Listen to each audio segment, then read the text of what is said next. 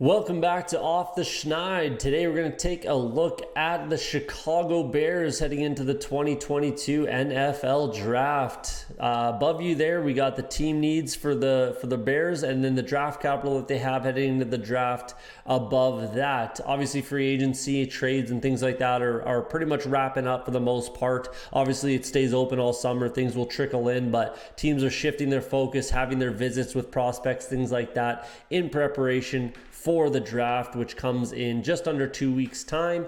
Keep an eye on the channel for my mock draft coming out in about a week. I hope to have that finalized and done 1 week to the day on the 22nd. And we'll see what I have we won't see what I have the Bears doing, because unless I think they trade back into the first, we'll see what I have them them doing. If I do see that, I don't particularly think the Bears would trade back in. I wouldn't. I would stay where I'm at and address some needs. So let's get into those needs. Obviously, like I said, you can see the list there, but let's talk about the coaching staff coming in. Obviously, Matt Nagy's gone. I think a lot of Bears fans are saying about time, finally, thank God, whatever it is, but Matt Eberflus comes in. And then that's going to change a lot of things, especially for this team defensively, which we'll get to in a second. But there's going to be a lot of turnover in this on this roster, and a lot of change for this team and their the way that they run this team, especially defensively. So let's kind of put a pin on that. Alan Williams is the defensive coordinator, but it's Matt Eberflus's defense for the most part. And then Luke Getsy comes from the Green Bay Packers. He was their quarterback coach. He's a former quarterback, everything like that. So far, everything sounds good between him and Justin Fields. I like Justin Fields quite a bit. So let's get into that. Start at quarterback like we always do. Former first round pick last year. They traded up to grab him. That's why they do not have that first round selection this year. But they got their quarterback of the future. And personally, I think they have a good one. I think they have a guy that they can absolutely work with and, grow into a franchise quarterback. I thought he should have started from day one last year. I just thought there was no point in starting Andy Dalton. Typically when a quarterback is taken a little later in the first round, which you could say Justin Fields was, he doesn't usually end up starting right away kind of a thing. It's usually those top 3 picks, something like that, top 5 picks, whatever it is. But to me, I would have picked Justin Fields as my number 2 quarterback last year. So there's that. I thought he was more ready than obviously Trey Lance. But here we are, and Zach Wilson, that's for sure as well. But, we'll leave it there. I think he should have started. Whatever, it doesn't really matter. He's going to be their starter this year from day one, and we'll see what he grows into. Trevor Siemian comes in as their backup. Yeah, sure, that's fine. There's nothing wrong with him. He's actually a quality backup, I think. And then Nick Foles is still under contract. I don't know how that's going to work out. Maybe he just finishes out his contract and, rides off into the sunset, which is probably the most likely scenario, but we'll see how that pans out. Either way, I think they're fine at quarterback. You don't need to address a backup. You can piece it together until, a couple years from now. Then maybe look at drafting a backup for Justin Fields. But right now, don't worry about it. Piece it together with vets. Let's move to the running back position. David Montgomery, I think, is a fairly underrated running back. He can do a lot of things. He can catch the ball a lot better than I think people gave him credit for earlier on in his career. And he's a hard-nosed power runner. I think he's a very good running back. And with a better offensive line, and we'll see where that goes, and I'll get there in a second, I think he could really excel and get that yards per carry up to where you need it to be for a starting running back in the NFL. Khalil Herbert, 6th-round pick, which was a bit of a steal, came in and played well after there's an injury to David Montgomery. I think he's a very quality backup, and obviously he can get the job done if need be. And then Darrynton Evans comes in, former Appalachian State draft pick in the, I think, 5th round or something like that for the Titans. He was a guy that I liked in the draft, so I think that's a good get for them to bring him in and be that pass catching back. Tariq Cohen is, his career might be over possibly, but he can kind of take over and not, do a lot of similar things. But I think that, they might need to grab a running back, but it's really not a concern. It could literally be their last pick in the 6th round. But they could grab a guy. So let's touch on that quickly while I'm on the subject of the draft capital. I wouldn't mind if they traded back somewhere and added some picks. There's a lot of, they're going to need some depth. They're going to need some, especially with the turnover on defense, they're going to have to throw some bodies at it. So I wouldn't mind a trade back somewhere, but, maybe even that 3rd round pick, because you don't want to trade your high draft capital. You do want some guys that can be difference makers. But maybe that 3rd round pick up a 4th and a 5th, 4th, 5th, 6th, something like that. A couple later draft picks, so you can throw a couple more darts and pick up some bodies. Let's move to the tight end position. I am an absolutely massive believer in Cole Kmet this year. If you follow me on Twitter and you see my best ball exposure, it's absurd. It is absolutely obscene how much I own Cole Kmet in my best ball drafts. My exposure is through the roof. I'm a big believer in him and what he can do, and I think he's absolutely going to turn the corner and start pushing towards being one of the better tight ends in the NFL starting this year. Hopefully they can add a weapon at the wide receiver spot to help, take some of the pressure off of him. But we'll see how that works out in the draft. But I really like Cole Kmet. I think he's a very, very, very good tight end, and I think we'll see it this year. He could push 1,000 yards, I feel like. I'll just say it. I'll get at it. I think he can definitely push 1,000 receiving yards and maybe about 8 touchdowns, something like that. That's where I feel like he could certainly be at this year. The fact is, this is going to be a bad team, especially defensively. It's going to be a bit of a rough year for the Bears, and I feel like they're going to have to throw the ball a lot to try to stay in games and things like that. So therefore, I think a guy like Cole Kmet, and we'll get to him in a second, but Darnell Mooney, I think that those two guys can really excel in just the forced volume that they're going to get, in my opinion.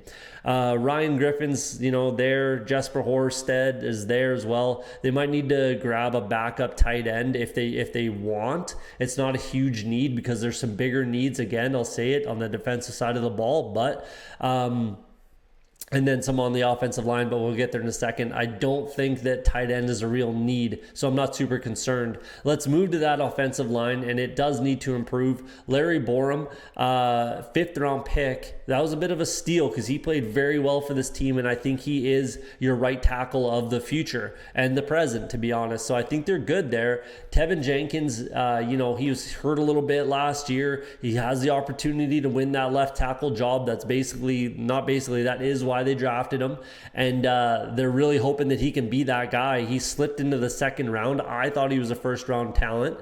Slipped into the 2nd round. They scooped him up, and they're hoping that he can be their left tackle.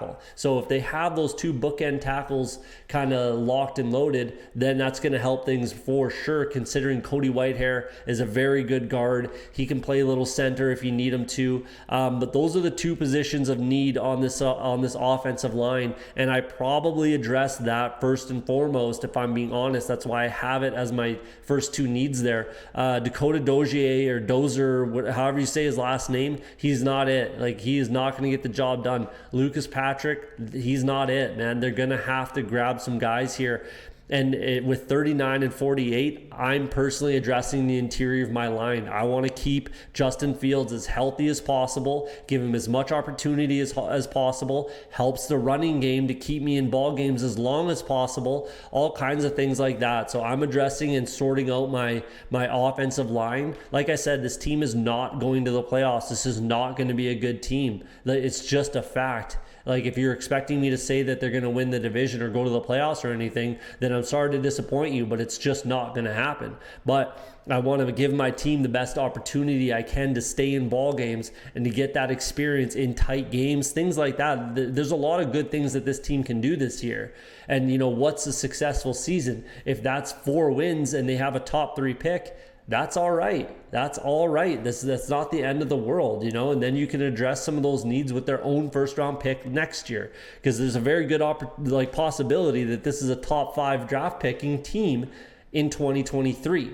So we'll see. We'll leave it there for now. Move over to the wide receiver position. Darnell Mooney, I was way too hard on in his rookie year when he came out of the draft. I did not expect him to be what he is. He's fantastic. I've already apologized to him on this channel. I do really like Darnell Mooney a lot, and I do have a lot of exposure to him in best ball as well. Byron Pringle comes in from the Chiefs. Sure, he could be an okay possession slot guy.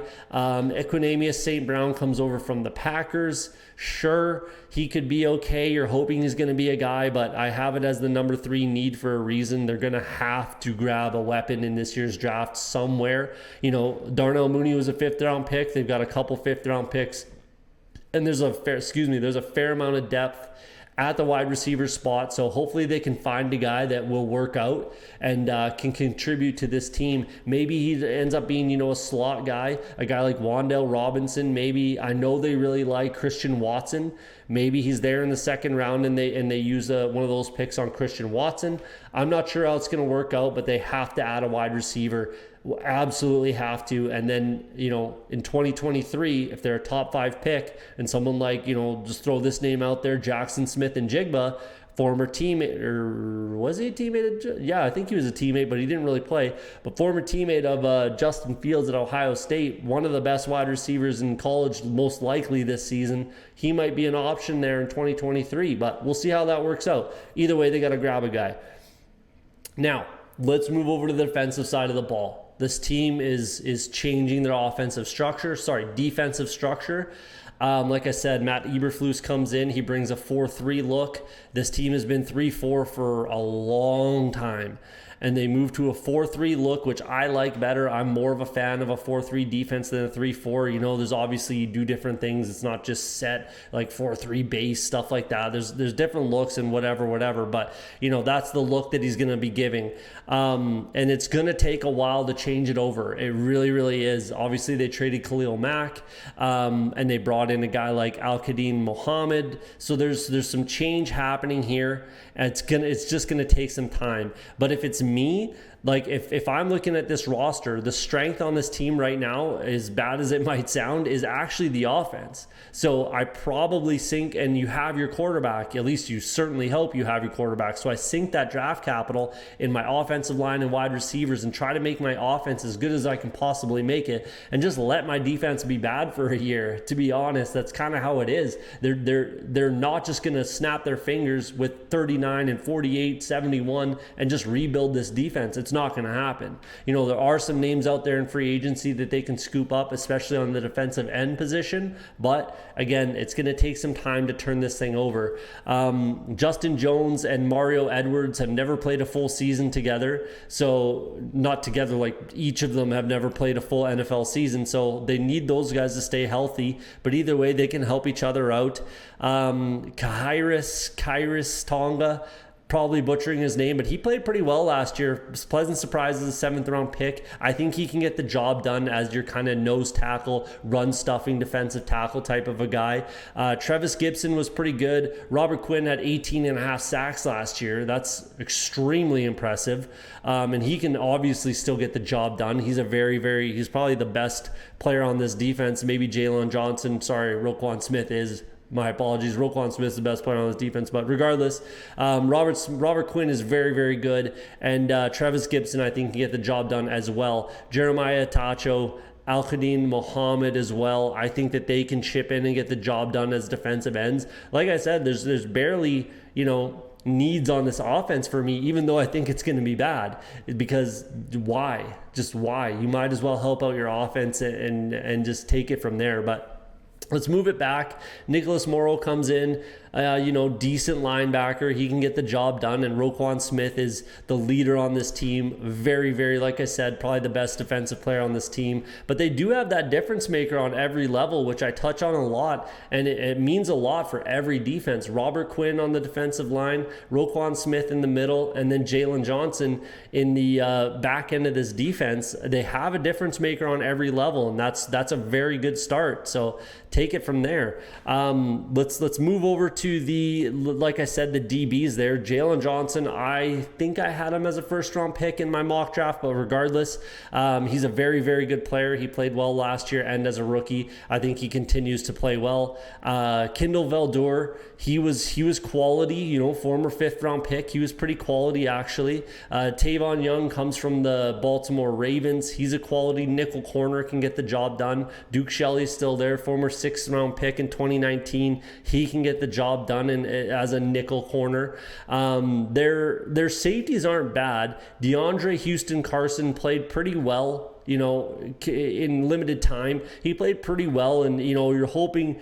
Again, he's kind of a late bloomer, 6th-round pick in 2016, kind of a late bloomer, but if he gets there and he can get the job done for a couple of years, great. And again, this is just, honestly, it's just a stopgap defense right now while you turn it over is kind of the way I look at it right now.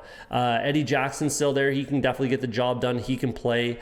Dane Cruikshank, he can kind of play and do some different things, especially on special teams, but yeah, I do think that this is going to be a bad defense. I really do. I think they're going to have to play in a lot of shootouts. But like I said, it's a good start. They got a difference maker at every level, a quality player at every level, and then some guys that can chip in and do some good things. So sink that capital into your offensive line, keep your franchise quarterback as healthy as possible, get as much experience as they can get in close games. Like I said a lot of the similar things about the Detroit Lions last year. This is a bad team, but if they can stay in some ball games with the running game, and they have weapons, Cole Kmet and Darnell Mooney that I really like, and then think about wide receiver later on in the draft. Like I said, 5th round, maybe 3rd round, something like that. I think they can piece together, a competitive roster that stays in ball games and gives a lot of teams a run for their money, and they get that really good experience for a young,